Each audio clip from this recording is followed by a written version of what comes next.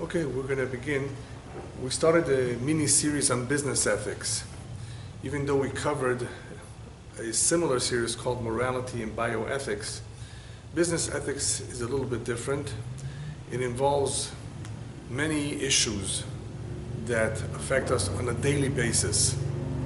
Whether you're in business or not, unfortunately, many things happen that can go wrong.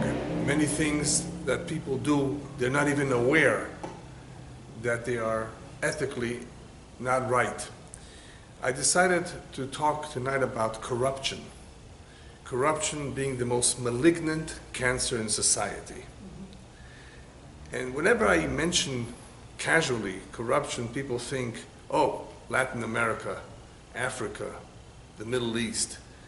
Not necessarily. Corruption really is a problem everywhere, in every country in the world. Some more, some less. But it's still something that has always been around. And it's something that unfortunately affects the greatest and the lowest. It affects all of mankind. Even the best of people have become corrupted, unfortunately. What is corruption? What does the word corruption come from? In Hebrew it's shchitut, but the word corruption in English, corrupt, comes from the Latin corrumpere. Corrumpere means to spoil, to destroy something.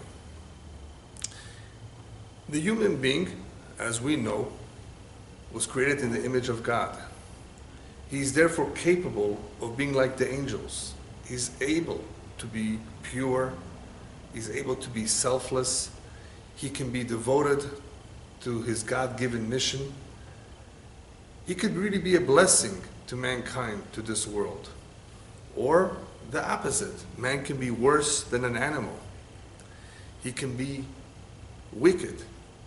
He can do that which is evil, that which is depraved, that which is sinful, immoral, destructive, and then turn out to be a total failure or misfortune to mankind. So you have the two opposites, of which the same human being, regardless of where he is born, regardless of his background, we believe in free will to a certain degree, and he's capable of making choices. He therefore can become somebody very, very special, or someone that we would rather have not have him been born, as the rabbis say. Some individuals it would have been better for them not to have been born. What will make the difference in the human being? His choices, nothing more. Even though we know that education is definitely a factor, the family, the home where one is brought up will definitely make a difference. The education that one receives, no doubt about it. But in the end, what will determine what he will be, what he will make of himself, is only himself. As Kohelet, Solomon says in the book Kohelet, Ecclesiastes, that God made man straight, but they sought many intrigues. Or as it's in Hebrew, Asher asa Elokim et ha'adam yashar vehema bikshu cheshbonot rabim. Man is created straight. Man is created with great potential to do the right thing, to do what is morally right. But somehow, for some reason, man seeks intrigues. Now that's the translation, the English translation of cheshbonot rabim. I prefer to use the word fantasies. Man begins to fantasize. His curiosity is aroused for some reason to do that which is wrong, to do that which is contrary to God's will. He begins to fantasize. Now what is a fantasy? Fantasy is something which is not real. But man believes in it. He believes it has substance. And what does he fantasize about? He fantasizes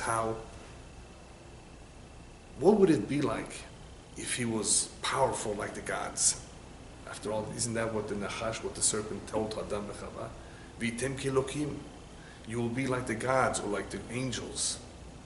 You will be all powerful.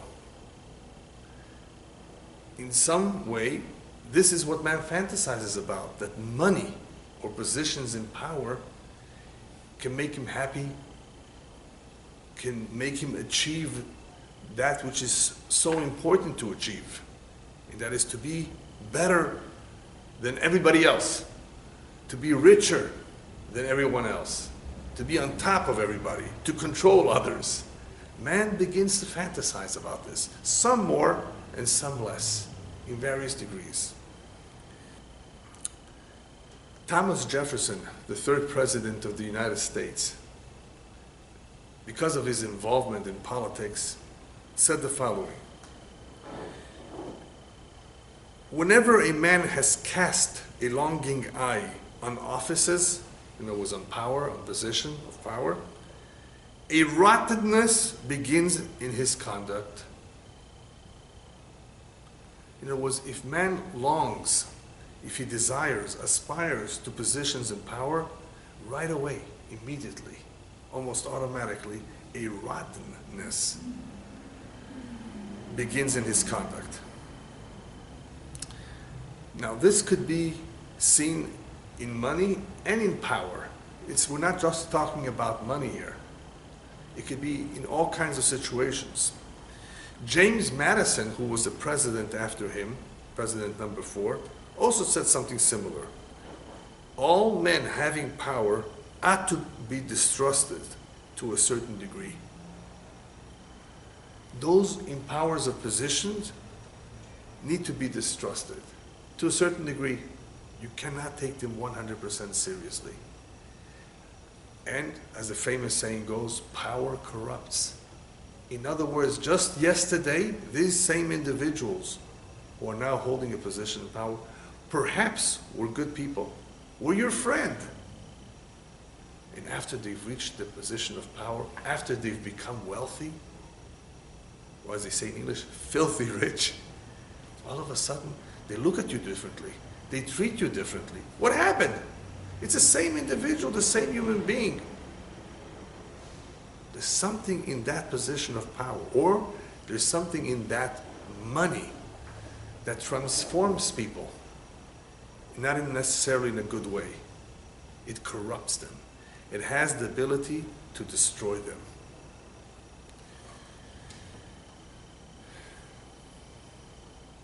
Where do you see this? What would be some examples of how power corrupts? Well, the first one that comes to mind is how you can bribe. By using bribery, you can get all kinds of things done that are wrong, that are otherwise illegal. But somehow, if you write a big check, for some people it has to be a big check, for some people even a small check. Bribery may corrupt an otherwise good individual to do that which is wrong, that which is corrupt. You have people who abuse their power. No money here, no bribery is involved. Simply they abuse their power, their position, to do that which they want, that which serves them, which is not necessarily good or beneficial to the constituents who voted for this individual, who thought that they were voting for an intelligent man who promised the world. Then you have all kinds of situations where people are corruptible because of personal gain, or they received a kickback, or as we call it in the Middle East, bakshish. Are you familiar with that? Yeah. It's a term that is used in the Middle East to pretty much describe a situation where you want a favor from someone in a high position, but that favor, even if it is to get your passport renewed, but it has to be done quickly, you need to pay. How could this be accomplished? Yes, for some money, people are willing to do certain things that may not be correct. You have worse situations, like extortion, which involves threats. Then you have embezzlement, where people are entrusted with money and they use it in the wrong way for other things, not for the right thing. That's called embezzlement. Or what you see quite a bit is favoritism or nepotism, where people are hired because they are relatives, even though they're not qualified for the job. What a shame.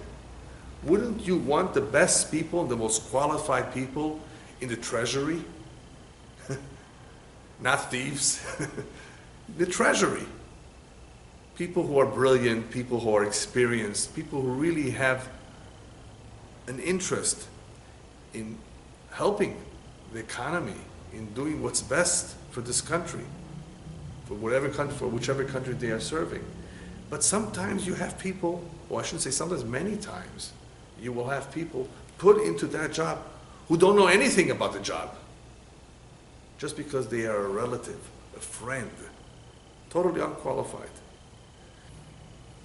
You can have all kinds of situations that involve conflict of interest, which people on their own may not realize it, or even if they realize it, may think it's not the end of the world, it's okay. Conflict of interest is a big problem, a serious issue. And many companies offer training. I shouldn't say offer, they make you listen to various courses about this. Because if you know it exists, if you have this problem and you're about to take this job, you have to notify your superiors. Otherwise, your judgment will be tainted. You won't be able to do such a good job, depending on the nature of the job. Conflict of interest is a big problem. Where do you see this the most? Where do you see corruption to be rampant in society? You see it especially in situations where the police, the soldiers are underpaid. In situations where employees are underpaid, they're more tempted to accept bribes, to want more money, to supplement their meager income. There are other situations, however, where people, because of the custom or habit of giving gifts or doing personal favors, also corrupt themselves. They've gotten into the habit of taking you out to lunch, buying you a gift. All of these situations can easily corrupt an individual. The situation in any country is exacerbated, becomes even more of a problem if there's no transparency. In this country and in various countries, you have an executive branch, a judiciary branch, a legislative branch. You have the separation of powers. Supposedly, this balances, it's supposed to balance the power. But it doesn't always work 100% either. Transparency, therefore, is very important, where people can audit, where people can see what was done. But if there's no transparency and there's no adequate policing, or if you're dealing in a situation that the government is a dictatorial type of government, where you have a dictator, then obviously this problem of corruption will be more noticeable. And we've seen it throughout history. Throughout all of history, you've seen this symptom of corruption in all kinds of situations, but especially in the areas that I mentioned, where the people are underpaid or there is a dictatorship and so forth. Can you eliminate corruption completely? Is it possible? You know, I call this lecture the most malignant cancer. Why? Because cancer is very difficult to remove, especially if it has metastasized, if it has spread in the body, it has grown, the tumor has grown. But they apply chemotherapy, they apply all kinds of drugs, all kinds of treatments, and sometimes, depending on which organ it has attacked, It may be possible to remove, either through surgery or through treatment, but it may come back. And unfortunately, we hear many cases where it has come back. People die from it. They have not yet found a cure that is 100% cure, guaranteed to eliminate the cancer. If you find such a cure, you'll become very wealthy. They're trying. Has there been progress? I think there has been, right? They've been able to get some sort of control over cancer. Corruption is the most malignant cancer. And it's almost impossible to root out completely. I say almost impossible. We'll talk about some ideas of how to control it. But just because it's impossible to root out completely does not mean that you can reduce it. You can reduce it. You can bring it to a somewhat tolerable level. As I said earlier, in some countries, it's not as big of a problem as it is in other countries. That means that there's something in place, something going on in those countries that is better. They must be doing something right.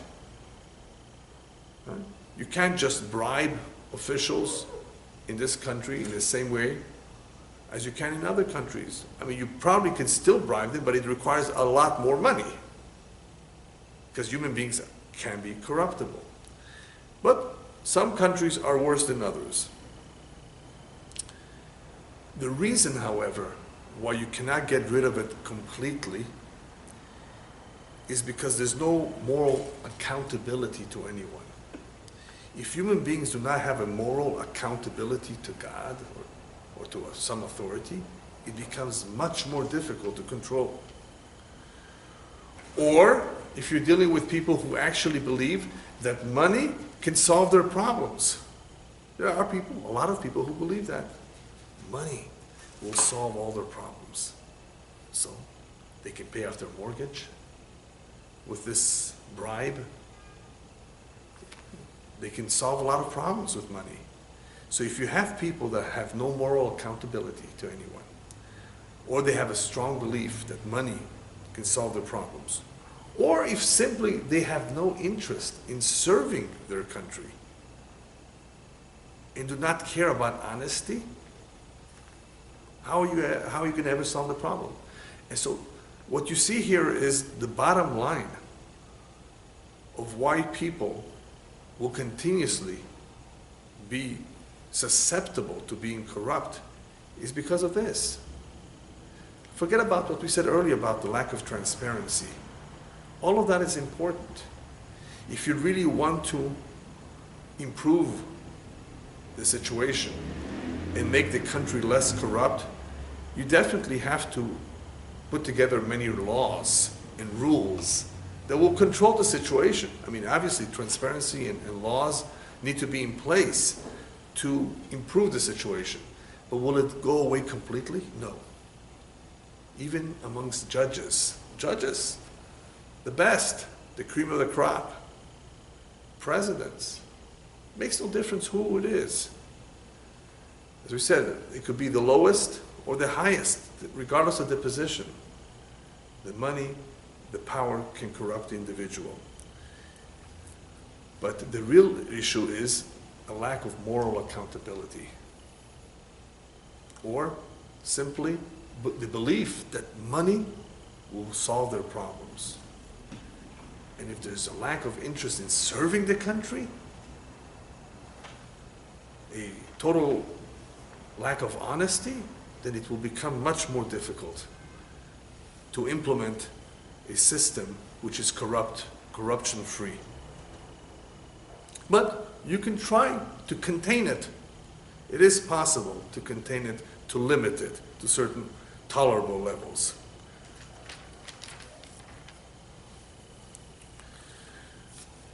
If you learn Pirkei Avot, Ethics of Our Fathers, the rabbis warn us, don't befriend politicians. Don't get too close to them.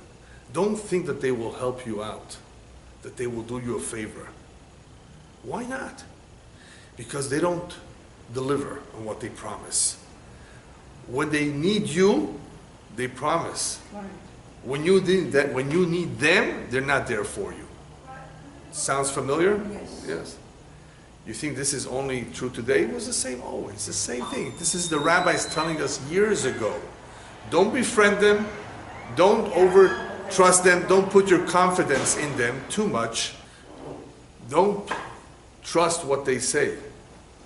Because they promise, but they don't deliver. What does the Torah have to say about this?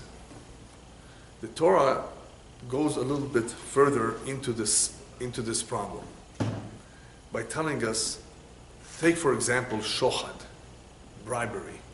The Torah says, you know what it does? Shochad bribery blinds the wise. You have a wise man. He's a wise man. But shochad, the bribe, will blind him. And it will pervert the words of the just. They're just, they're righteous people. It will pervert them. A little bit of money. Somehow that individual will perhaps justify accepting it. As we've spoken about in another lecture, how the mind rationalizes and justifies anything, even though it's against the law. The mind can somehow figure out a way, well, it's not going directly into my pocket. It's going into his pet project. Well, it's the same thing. It's going for some yeshiva. The best of the best have been victims of this, have fallen. And the rabbis tell us, don't think it's only shochad of money. This even applies to shochad devarim, bribery of words. What's bribery of words? So the Gemara, the Talmud, brings an example of a rabbi who was once greeted by some individual. Rabbi, good morning, how are you? Shook his hand. So after they exchanged a few words, the man says, the rabbi, I need to see you today. I have a case that I want to bring to you, because this rabbi was a judge. I have something against someone. So the rabbi says, I'm sorry, but I have to disqualify myself. You just shook my hand and said hello, good morning to me. And that's enough of a bribe. A smile, a handshake, a greeting, which is completely okay, but not if he's going to be your judge. No money was exchanged. He did not bribe him with money, but that's shochad devarim. Why is this so powerful? So the rabbis tell us, what's the word shochad mean? Shehu had. It is sharp like a knife. It causes sheer blindness in the individual. Can't you control yourself and say, no, I'm going to be objective? The Torah says no. It's too difficult. When you receive a favor from someone, he helped you out, he was nice to you, he gave you money, it's very difficult to be objective with him, to tell him off, you're wrong, you're guilty. Very difficult. Yeah. So when appointing judges, who should we appoint then? If you read Parashat Yitro, Moshe's father-in-law tells him, listen, you got to appoint individuals who are Anshe Chayil, Yirei Elokim, Anshe Emet, Sonei Batza. He describes 4 characteristics. 4 characteristics in choosing an individual. Number 1, they have to be Anshe Chayil. What does Chayil mean? There's 2 interpretations. Chayil means strength. The last chapter of Mishlei, where Solomon talks about his mother, he calls her Eshet Chayil, a woman of valor. A special woman, a woman who's willing to work hard to support her husband and her family. Very devoted. There's strength in a woman of valor. A certain strength that motivates her to do everything that she can to her maximum. It's very special. A judge needs to be a person who is high, a person who is strong, who can control himself, who can control his evil inclination. A second interpretation is Chayil means wealth, people who have money, They don't therefore have to come unto others. They don't need other people's money. You need individuals who are Yerei Elokim, they are God-fearing. Accountability, as we said before.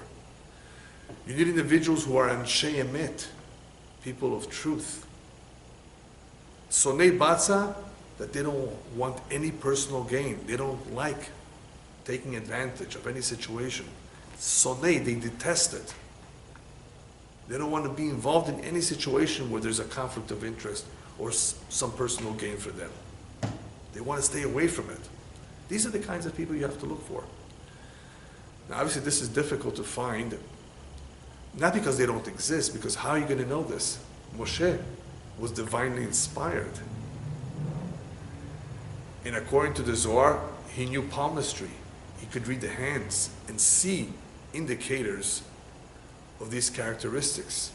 And it is possible, I assure you, if you know palmistry well, to be able to detect if a certain individual is honest or not, or is corrupt, if he's a liar. Moshe Rabbeinu apparently knew who to choose. But this is what he had to look for. Now, why does it have to say Anshei Emet, truthful people who speak the truth? I mean, you've said so many other beautiful characteristics. Wouldn't that indicate someone who's obviously selfless and cares and is good and kind and truthful? I mean, you've said enough by saying that person is God-fearing, that he's accountable. That already in itself means a lot. Why do you also have to include Anshei Emet? Truthful. They don't lie, they don't cheat, they don't swindle you. I think a good explanation for this is a certain Scottish proverb that I've seen. The proverb goes as follows: there is no greater fraud than a promise not kept. Interesting. There's no greater fraud than a promise not kept. You made a promise. Your integrity depends on this. Unless there's some accident, unless there's something that is beyond your control, keep a promise. Most people have a problem in this area. They're weak. I just promise it's okay. I don't have to keep my promise. I changed my mind. All kinds of excuses. There's no greater fraud than a promise not kept. Perhaps that is what the Torah is alluding to. And Anshei Emet, a word is a word. A promise is a promise. They're very careful to do as they said that they will do. This builds the person. This is what gives them the strength to be able to resist all kinds of pressures, including a big, fat bribe of $100,000 on the table. How many people can resist accepting such a bribe? It's very difficult, especially if someone hasn't made any money for the past 6 months and he has a large family to feed. You put $100,000 on the table, he's going to think about it, unless he has those qualities that we mentioned. He's God-fearing, he's accountable. David HaMelech says it a little bit differently. He says, you know why not everybody is able to be so strong in this area? To be close to God, and to be focused on doing the right thing.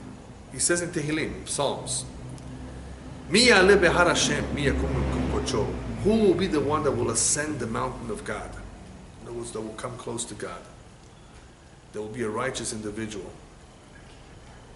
He mentions the ki chapayim uvar levav, person whose hands are clean and whose heart is pure. Hands that are clean from what? From mud? No. Clean hands is a metaphor to describe an individual who's honest in business dealings with people, in keeping his promises as well. Neki Kapayim covers a lot of areas in life. His hands are clean. He doesn't hurt anybody. Whether it's verbally, physically, financially, he's Neki's hands. His hands are clean. What about purity of the heart? That we'll talk about perhaps next week when we talk about hypocrisy. An incredible topic. Hypocrisy. How is hypocrisy different than corruption? Do you know? A person who's a hypocrite, How is that different than an individual who's corrupt? Simple.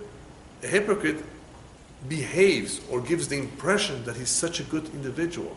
He does many things to conceal the other side of himself. A corrupt individual, of course, will attempt to conceal his corruption, but he's corrupt through and through. You don't see another face. You can basically, once you get to know him, you see that he's not an individual of integrity. So we need to talk about the hypocrite separately. So David HaMelech, in speaking about an individual who is neki chapayim uvar levav, who has clean hands and a pure heart, says that's what's required to ascend the mountain of God. If a person wants to succeed in his relationship with God and with human beings, to be a decent human being, respectable human being, this is what's required of him. This is what's expected of him. Since this area of honesty and integrity is so important in life, our tradition says that when we head upstairs after 120 years, they will interview us and ask us all kinds of questions. One of the questions will be, Nasata v'natata be'emunah. Did you conduct business honestly? Why ask such a question? There's so many other questions to ask. There's so many commandments. Why ask or why talk about, did you do business honestly? Because this tells us a lot about the individual, about the human being. This in itself will tell you about everything else he did. Whether he was sincere or not, whether he was a corrupt individual or not. The business dealings of his will tell you a lot about him. But when we talk about nasata v'natata b'emunah, did you conduct yourself properly? It's not just about money. It's did you care about somebody else's money? How's that? Well, let's say you saw a lost object. Let's say somebody's wallet. Did you bother seeking the individual, calling him up, mailing it to him, or at least giving it to the police station? Did you care about other people's property? You know, there's all kinds of situations where people will bang somebody's car and just drive away, not leaving a little note, oh, please call me. You know. It's tempting to drive away. It's just a scratch, it's not a big deal. It's an old car anyway. See how the mind works in justifying, in ignoring somebody else's money, somebody else's property. People don't care. That is a lack of dealing with people in an honest way. So when they ask us that question, they're not necessarily only talking about business per se. It's also, how did you treat others? How did you relate to them? You saw somebody in the street. Did you say hello to him? The rabbis tell us if somebody always tells you hello and you don't return the hello, you're stealing from him. It's like you're depriving him of something that he gave you. He greeted you. He was nice to you. He smiled at you. Why didn't you do the same? You know, people can misunderstand an individual who doesn't look at you. Oh, he's probably upset at me. Not necessarily. He could be absent-minded. Be careful. When you see people, you be the first one, the rabbis tell us, to greet him. Don't wait for him to greet you. And when you do greet an individual, do it with a happy countenance. Do it with a smile. Don't look at him like, you know, like you're upset at something, or him. Treat him nicely. Greet him in a nice way with a smile. It can make a world of a difference. A smile, a compliment, a tap on the shoulder. People remember this years later. Rabbi, you gave me a tap on the shoulder that one day. This is a story with a student and his teacher. And you motivated so much. You made me feel special because of that tap on the shoulder that you gave me. How did you deal with people? How did you relate to them? That is what they will ask us. Because it's not only about making the person feel good, it's about building integrity. It's about becoming a righteous individual, becoming stronger, becoming selfless, not only caring about ourselves and our money and our property, but about somebody else. Otherwise, how do you avoid being corrupt? What people don't understand, especially Jews who learn the Torah, is that all the mitzvot, all the commandments are not just intended for us to be compensated or rewarded for fulfilling God's commandments. It's to build us, to refine our character. It's for our benefit. If you go out of your way to return a lost object in situations where you can figure out who it was, or somehow find out who this belongs to, if you don't do it, that means you don't care. This is your opportunity to show that you do care. You know what an impression this will make on the individual who lost the money? So it's a win-win situation. It will be such a beautiful lesson in kindness to the individual who lost the object, and it will be a lesson in integrity, in honesty, and in caring about another individual for yourself, for the one who found this. What a beautiful opportunity to make peace with someone that you don't like so much. Imagine finding the watch of somebody you dislike, that you have something against, and giving it back to him. You know what this could do? This can make the enmity between the two of you disappear. Wow. My respects to you. I would never dream that you would have done this. You see? The ice has melted just with this small act of giving another individual attention. If we don't do these things, these small acts and small deeds, then there's always this chance of an individual becoming or remaining corruptible. We don't want to, God forbid, become corrupted.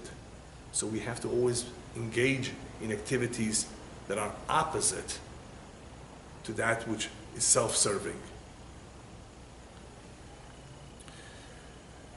I want to share with you what the Tanya says, written by the first Rabbi of Lubavitch, of ultimately what makes some people corruptible while others are able to avoid corruption altogether.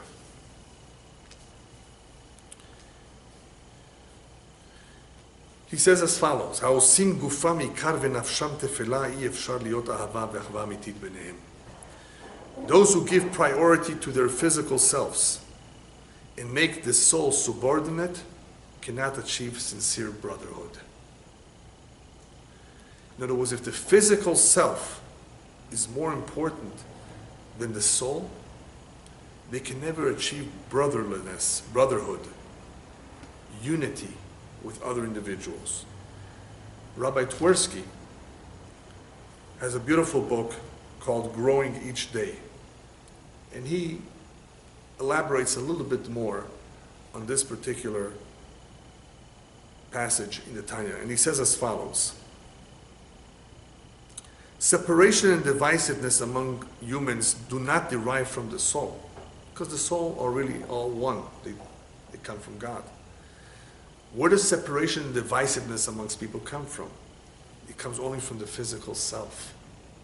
When people overemphasize the physical self, that is what causes divisiveness.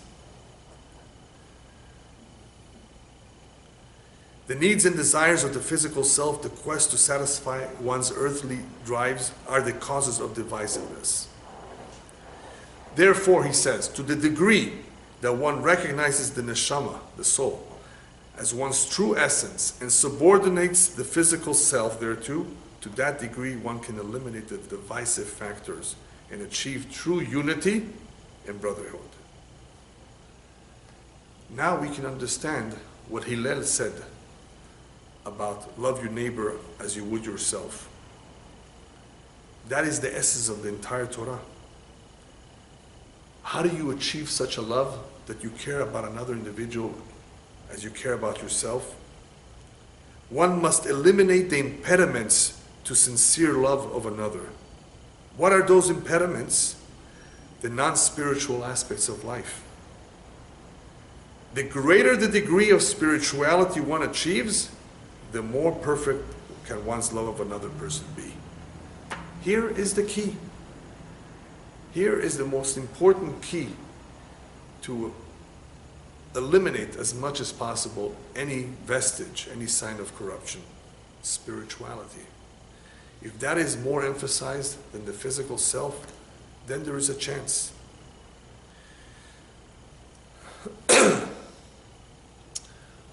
Unfortunately,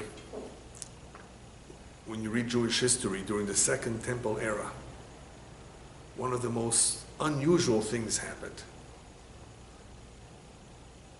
What was the most important position besides a king in Jewish society? The Kohen Gadol, very powerful position. The high priest. The rabbis tell us that during the First Temple era that lasted 410 years, we only had 18. Each one lived a nice, long life. So within 410 years, to have 18 is very good. During the Second Temple era that lasted 420 years, we had 300. They barely lived after 1 year being in power. Why? They didn't live long. What happened to them? Unfortunately, that position of power was very much coveted by individuals who were not qualified.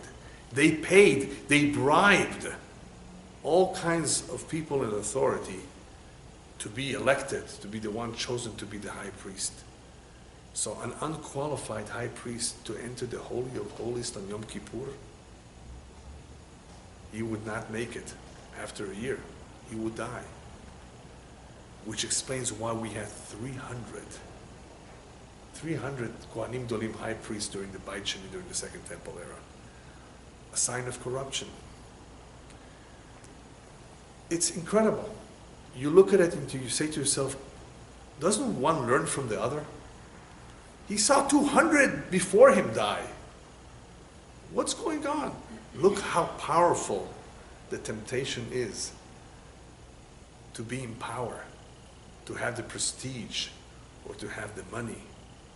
Look what it does to a human being. Look what he's willing to do, even though he knows he's going to die. He's not going to make it. He's not qualified. He wants to have it nonetheless. Incredible. Just to finish up, I want to share with you what Dr. Abdul Karam, I don't know if you heard of him, but he was the 11th president of India. He just passed away. He was a famous scientist, intelligent individual. And he says as follows about corruption. According to him, what is the only possible cure that can help society in deal with corruption? He says as follows. If a country is to be corruption-free and become a nation of beautiful minds, I strongly feel that there are three key societal members who can make a difference. They are the father, the mother, and the teacher. I think that is very insightful. There's a lot of truth to that. That what can very much greatly help is if a father and mother are a good example in that they teach and guide their children properly. The same thing with the school, with the teachers. But unfortunately, today's school is bankrupt. Morality is out. Certain things that were acceptable in the past, and that were normal, today are not respected. There's a lack of respect for the elders, a lack of respect for the parents. Unfortunately, society has degenerated so much more than in the past, that simply the keys to bring about a more noble society that values spirituality and morality is much more difficult to attain than in the past. To convince kids about these things in a world that is so full of materialism is so much more difficult. When they see other people strive for positions of power and money, they don't have any incentive to do otherwise. It is a real big challenge today for someone not to be corrupt, not to follow the trend, and to do what others have done. So I agree with him that to an extent, obviously, it would make a difference if the parents, if one's parents and the teacher, the school, imbued the important values into the children early on. Obviously, all of this will make a difference. But let's not forget, the bottom line is always going to be what Shlomo HaMelech says in the end of his book, Kohelet. Sof davar hakol nishma et Elohim yira v'et mitzvotav shemor ki zeh kol adam. In the end, the bottom line, what matters the most, is fear God. That's what he says at the end of his book. At the end of a very important book, which describes, where he talks a lot about life, about the pitfalls of life, about the vanities of life. He says the bottom line is the fear of God. Observe his commandment. Zeh kol adam, that's what man is all about. That's what his mission entails. Nothing else matters. You don't take the money with you. What are you going to take with you? You're going to take yourself. You're going to take with yourself a good name, a good reputation, and whatever you contributed that was positive to this world. Let us hope that we contribute something positively, that we're a blessing to mankind, and not, God forbid, the opposite. There are a lot of individuals who have been very destructive in their behavior that have caused tremendous problems to mankind through war and through all kinds of depravity. Who remembers them anymore? Hopefully we should be remembered for doing the right thing, for doing that which is correct. And for that, it needs to be anchored in the fear of God.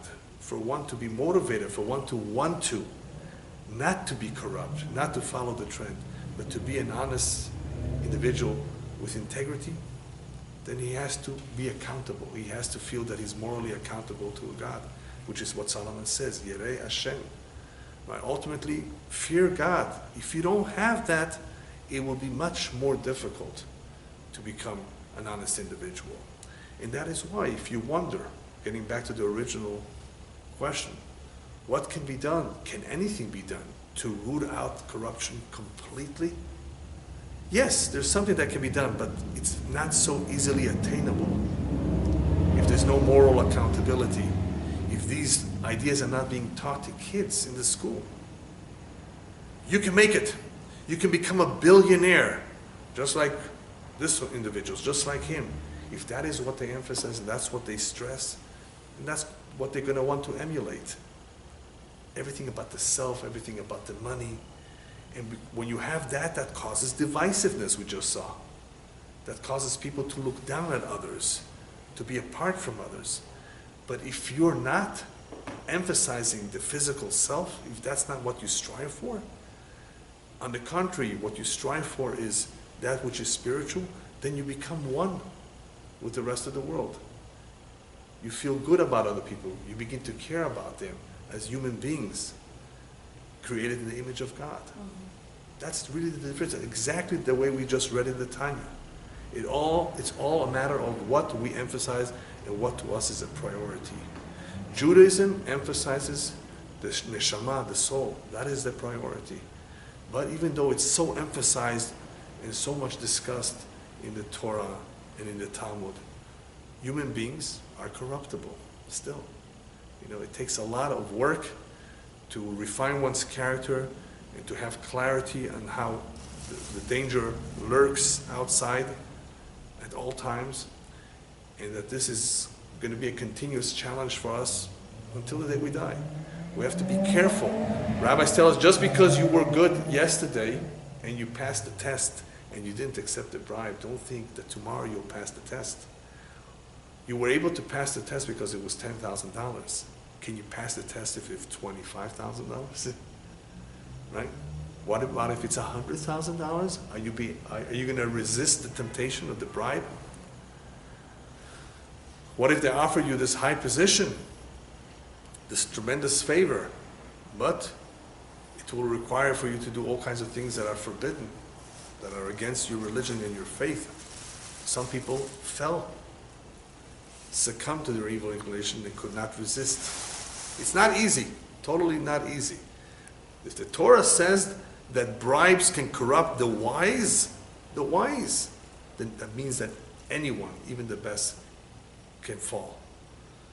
So the right thing to do, of course, is to study as much as possible the Torah in those books that discuss honesty, integrity, purity of the heart, to continuously read about these things so that one can realize that, hey, I should be careful with this.